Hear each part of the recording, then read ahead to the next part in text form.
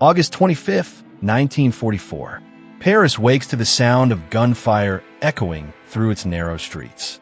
The city's heart is beating again, but freedom has not yet been secured.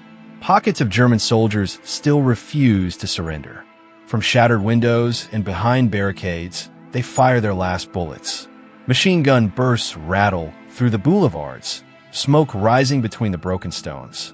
Hidden Nazi snipers take aim from the rooftops, while French resistance fighters push forward street by street. Every corner is a battlefield. Every alley, a gamble between life and death. The people of Paris watch in silence, fearful, yet filled with hope. The tricolor flags begin to appear in the windows. Through the chaos, one truth grows louder than the gunfire itself. Paris will be free again. But the fight is far from over. Across the city, German, refusing to yield. Inside the stone buildings of Paris, small groups of Nazi soldiers have turned every floor into a fortress. From shattered windows, they fire into the streets below, determined to hold their ground. The air fills with dust and the thunder of artillery.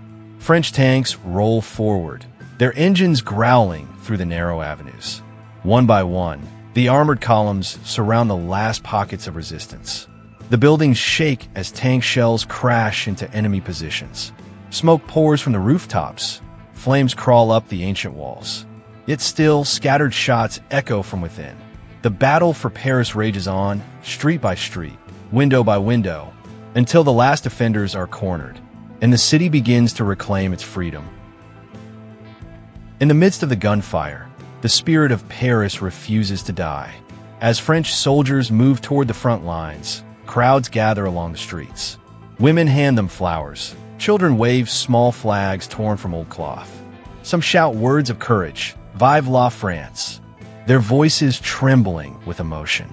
Every face carries the same hope that the nightmare will finally end, that their city will be free once more. The soldiers march forward, fueled not only by duty, but by the unbreakable faith of the people they fight for.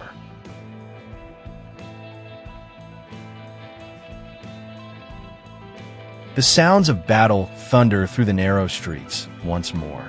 Those who refuse to surrender, the last remnants of the German army, have fortified themselves deep within the city. Inside stone buildings, behind makeshift barricades, they prepare for their final stand. Smoke fills the air, mingling with the dust of crumbling walls and the echo of distant explosions. Every street corner feels like a trap, every shadow a potential sniper. But the French forces keep advancing, step by step, block by block. Their goal is clear. Paris must be liberated completely. No half measures, no retreat. This is their home, their city, and they will not stop until it is free again. Tanks crawl through the narrow boulevards, their treads grinding against the cobblestones. Resistance fighters move beside them, rifles in hand, eyes burning with determination. From windows above, Nazi gunfire rains down, but the soldiers press forward. Each explosion shakes the ground. Each burst of smoke lights up the faces of those still fighting. A German stronghold has been identified, an old government building turned into a fortress. It is surrounded from all sides. Inside, the remaining Nazi troops refuse to lay down their arms. They fire from shattered windows, desperately trying to hold their position. But the circle around them tightens. French tanks open fire, shaking the earth with their blasts. Walls collapse, glass shatters, and the echoes of the city's suffering reach their peak. Yet, through the chaos, an unshakable resolve grows stronger. This will end here. Every soldier knows that one last push will decide the fate of Paris. Commanders shout orders over the roar of engines. Infantry squads move in pairs, covering one another as they approach the building's entrance. Smoke grenades fill the air, masking their advance. Through the haze, the red, white, and blue armbands of the resistance flash like beacons of hope.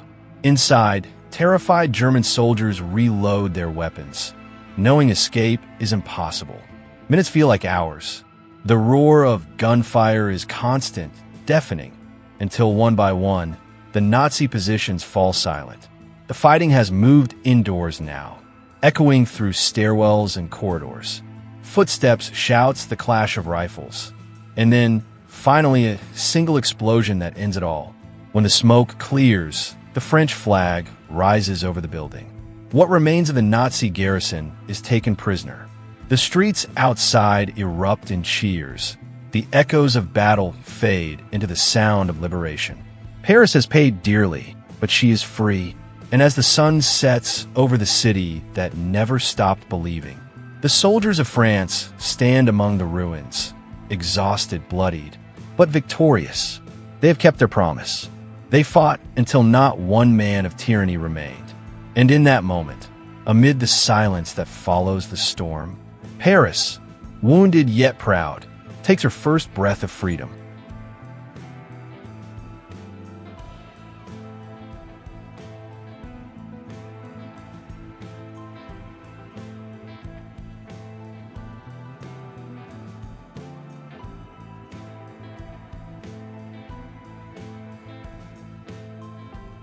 The war still echoes across the land.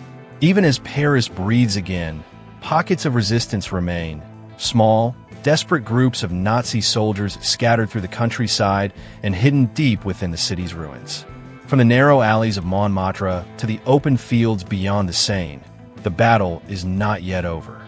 French troops move tirelessly, clearing street after street, village after village. Every window, every barn, every cellar could conceal one last enemy. In the city center, the rattle of gunfire continues. Resistance fighters exchange fire with the last German snipers, while tanks patrol the boulevards, searching for any sign of defiance. The air smells of smoke and dust, but also of determination. The soldiers know this is the final push, the moment that will close one of history's darkest chapters. Out in the countryside, columns of Free French and Allied forces advance across golden fields, chasing retreating German units. Some surrender willingly, others fight until the very end. Yet the outcome is inevitable. Paris will not fall again. The tricolor flag now waves above every liberated town, every bridge, every church bell tower. And for the first time in 4 long years, the bells of France ring not in warning, but in victory. Then silence. The guns fade, replaced by the sound of joy. Crowds flood into the boulevards and squares, tears mixing with laughter. The same streets that echoed with gunfire only hours before now tremble with celebration. Men embrace the soldiers. Women throw flowers from the balconies. Children climb lampposts, waving flags in the summer air. From every corner of Paris, a single cry rises, "Vive la France!" As night falls, the city glows with the light of candles and burning flares. Church bells toll across the skyline, blending with the cheers of a people reborn. For 4 years, Paris had been silenced. But now, her voice returns, loud, proud, and free. The war is not yet over. But for the people of France, freedom has finally come home.